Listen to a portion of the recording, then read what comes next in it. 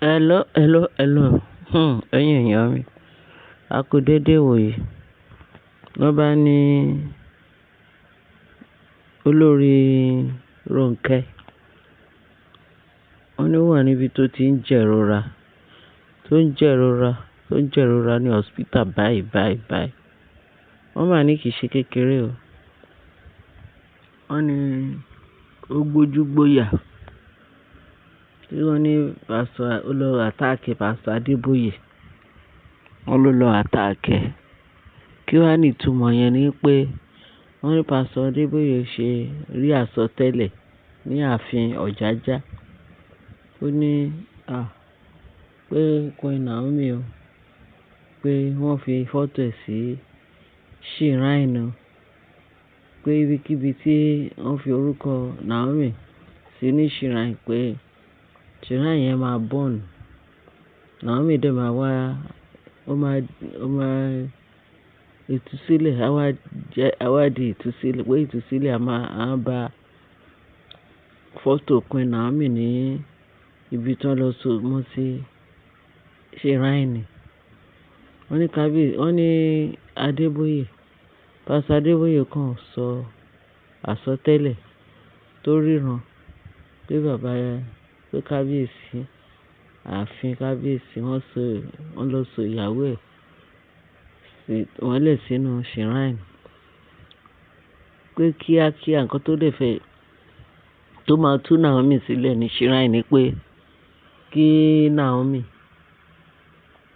pé shrine yẹn ó máa gbiná, pé shrine máa gbiná, tí shrine dẹ̀ máa gbiná, pé Naomi á di ìtúsílẹ̀ kúrò ní inú shrine wọn. Pé lọ́wọ́lọ́wọ́ báyìí pé shrine dẹ̀ máa gbiná, àwọn Naomi á dẹ̀ di ìtúsílẹ̀. Wọ́n mà ní kìí ṣe kékeré. Wọ́n ní bí bàbá Adébóyè ṣe bẹ̀rẹ̀ sí ní sọ àsọtẹ́lẹ̀ pé lóòótọ́ bàtà bẹ̀rẹ̀ àdúrà yìí, wọ́n ní shrine tí fọ́tò Naomi wà pé ó wá bẹ̀rẹ̀ sí ní lànà ló jóná ráúráú.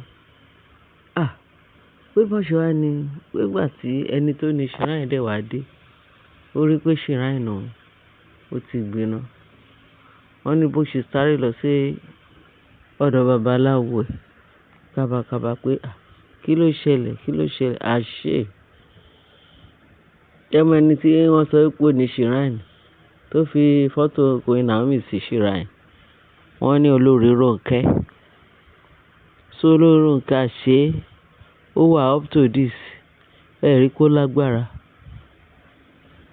Ẹ̀rí pé ọ̀rọ̀ náà ga. Wọ́n ní bó ṣe lọ sọ́dọ̀ babaláwo sọ pé ẹni tó ṣe eléyìí pé is a powerful man of God o. Kì í ṣe àwọn kùẹ́kùẹ́ o, pé Adébóyè, pé pásítọ̀ Adébóyè ló rán iná sí shrine láti jẹ́ kí Naomi ó gba ìtúsílẹ̀. Pé so wọ́n ní gbogbo shrine ó ń tọ̀hún jóná ráúráú. Wọ́n nígbà tí babaláwo ti sọ fún olórí Rónkẹ́ pé pásítọ̀ Adébóyè ló gba àdúrà náà kó ríran ẹ̀ ó sì ṣẹ̀gbá. Wọ́n ní ṣe ní Rónkẹ́ ó gbójú gbóyà, wọ́n ló dìde ó lọ bá pásítọ̀ Adébóyè.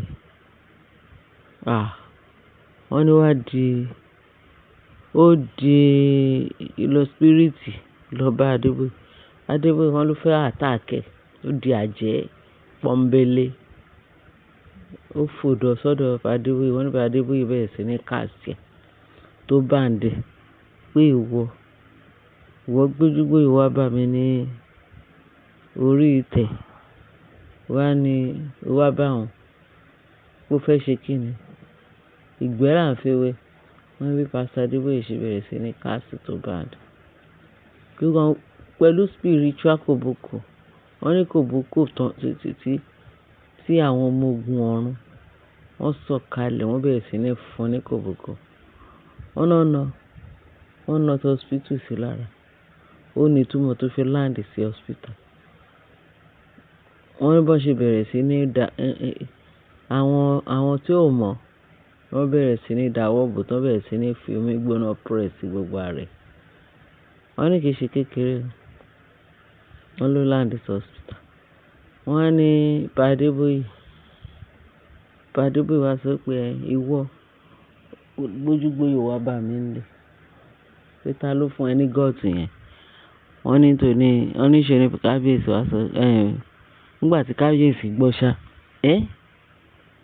Pé nǹkan tó ṣe olórí Rónkẹ́ ni pé ó di ẹyẹ lọ bá Pastor Adébóyè.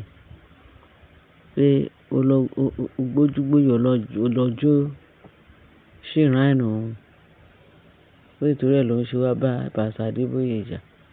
Wọ́n ní ó gba tiẹ̀ òun náà fún ní èsì ẹ̀.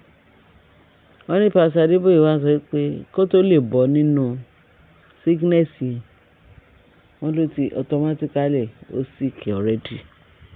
Wọ́n ní Pastor Adébóyè wá sọ pé ó ṣẹ̀ṣẹ̀ bẹ̀rẹ̀ ni o. Pé kó tó lè bọ́ nínú sickness yẹn, ó yìí máa jáde lọ confess fún gbogbo ayé. Wọ́n ní kó confess.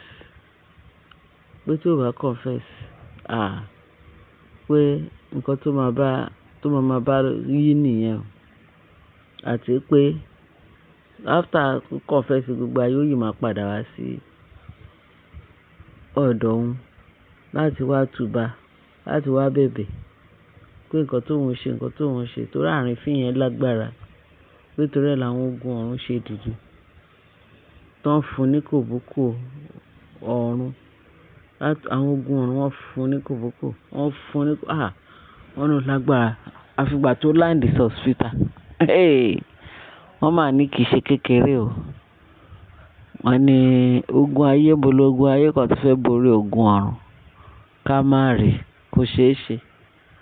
Wọ́n ní ìtumọ̀ hospital sí olórí Rónkẹ́.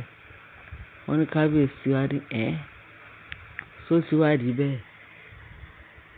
Ó ti di bẹ́ẹ̀ pé sọ olórí Rónkẹ́ ó ní gọ́ọ̀tù láti lọ sí iwájú Pastor Adébóyè láti lọ ṣe kíni, ó fẹ́ lọ bá jà.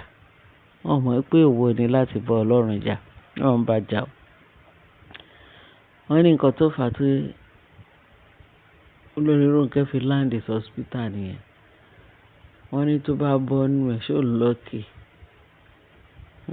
Tó bá bọ́ nù ẹ̀ ó lọ́kì ni. Àbẹ́ẹ̀rí ilé ayé àbẹ́ẹ̀rí. Ìyẹn pé olórí Rónkẹ́ ìyẹn náà ní ṣìránù. Ilé ayé yìí ga nítorí ta ni? Nítorí Naomi gbogbo wọn ti lọ ya òrìṣà tí gbogbo wọn ń sìn ní ààfin ẹ̀. Wọ́n ní Adébóyè wá sọ fún kábíyèsí pé nǹkan tí òun rí ni pé tí kábíyèsí ò bá tètè bẹ̀rẹ̀ sí ní máa gbọ̀n wọ́n kúrò dànù kúrò láàfin, pé ó máa le díẹ̀ o. Pé wọ́n máa disturb ìlọsíwájú iṣẹ́ kábíyèsí ní ààfin. Wọ́n ní ó ń jẹ́ kí ààfin yẹn máa lọ́lẹ̀ instead kí wọ́n máa fi máa gbòòrò sí i. Pé kí kábíyèsí bẹ̀rẹ̀ sí ní máa discharge wọn ní kọ̀ọ̀kan torí gbogbo pátá wọ́n ti lọ ya òrìṣà tó ń bọ̀ láti ba ààfin jẹ́, láti má jẹ́ kí ààfin yẹn kó máa ní ìlọsíwájú. Wọ́n ní sì pé ẹnikẹ́ni tó bá ta fèlèfèlè sí Naomi, wọ́n ní òun náà á rí kòbókò àwọn ogun ọ̀run. Wọ́n ní kò jẹ́ bó ṣe jẹ́ torí ẹ̀ ní Rónkẹ́ ṣe wà ní hospital. Wọ́n ní kì í ṣe kékeré o. Àwọn ogun ọ̀run fún ní kòbókò sì gbé sí ayé ẹ̀. Ẹ ṣé ẹ̀yin èèyàn ẹ bá wa share, ẹ bá wa like, ẹ bá wa fi ìtókù sí comment section. Ó yẹ ká ta yín lólobó. A gbọ́dọ̀ máa sọ gbogbo àwọn nǹkan tó ń ṣẹlẹ̀. That's why pé wọn ò ní ṣú ẹ̀ gbogbo ẹ̀ fún wa tán. Bẹ́ẹ̀ àwọn kọ̀ọ̀kan tá a máa ń sọ fún yín kẹ́ mọ̀ pé authentic ni. Ẹ ṣé gan. Kẹ́ bá like, kẹ́ bá share, kẹ́ bá subscribe. Kẹ́ fi tó kù sí comment section. Ẹ̀yin èèyàn mi tó jẹ́ sẹ́lẹ̀ńkẹ́jọ. Ẹ ṣé gan ni. Bye.